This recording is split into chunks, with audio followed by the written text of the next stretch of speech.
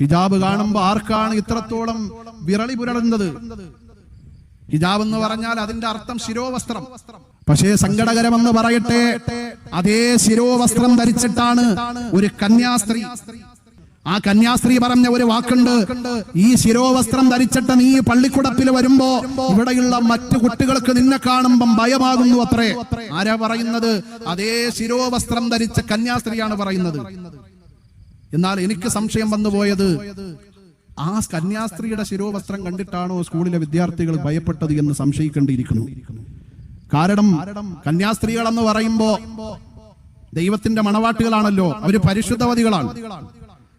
ആ പരിശുദ്ധവതിയായ ഒരു പെണ്ണിനെ എങ്ങനെയാണ് മറ്റു മതത്തിന്റെ ആചാരങ്ങൾ കാണുമ്പോ മനസ്സിന്റെ ഉള്ളിൽ നൊമ്പരം വരുന്നത്, ഭയപ്പാട് വരുന്നത്, ഇങ്ങനെ പറയാൻ തോന്നുന്നത്? ഒരിക്കലുമില്ല പ്രിയപ്പെട്ടവരെ. ആ കറുത്ത മനസ്സുള്ള ആ കന്യാസ്ത്രീ ആ ശിരോവസ്ത്രം ധരിച്ചപ്പോ ആ ശിരോവസ്ത്രത്തിന്റെ മുഖം കണ്ടിട്ടായിരിക്കാം അവിടുത്തെ വിദ്യാർത്ഥികൾ ഭയപ്പെട്ടത് എന്ന് സംശയിക്കേണ്ടിയിരിക്കുന്നു. അള്ളാഹു നമ്മുടെ രാജ്യത്തിന്റെ സാഹോദര്യം നിലനിൽക്കുന്ന അവസ്ഥ ഖിയാമത്ത് നാൾ വരെ നിലനിർത്തട്ടെ.